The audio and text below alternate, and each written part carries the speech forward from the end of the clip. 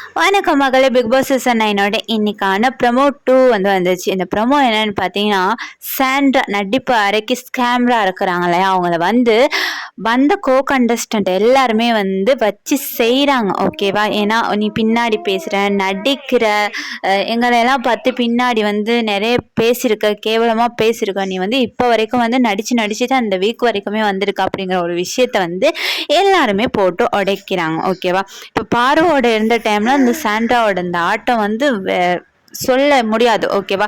இப்போ இவங்களுக்கே எப்படின்னா, அப்போ திவ்யாவை பற்றி எவ்வளோ ஒரு கேவலமான ஒரு ஸ்டேட்மெண்ட்டை வச்சாங்க.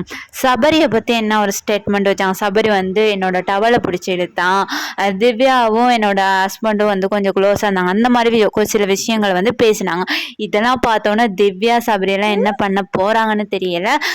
ரம்யா நீ என்னை பாம்புன்னு சொல்லுற, அப்போ நீ பாம்பா இருந்தால் நான் பாம்பா இருந்தால் நீ என்ன அனகொண்டாவா?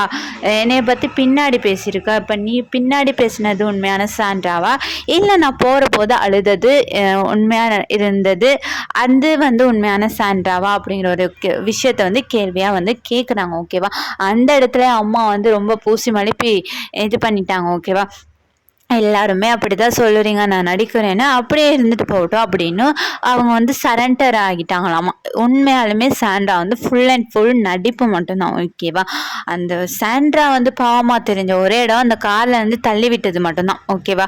அதுக்கு பிறகெல்லாம் ஃபுல்லாகவே நடிப்பு. அதுக்கு முதலே நடிச்சு இந்த வீக் வரைக்கும் இந்த அம்மா வந்துருச்சு.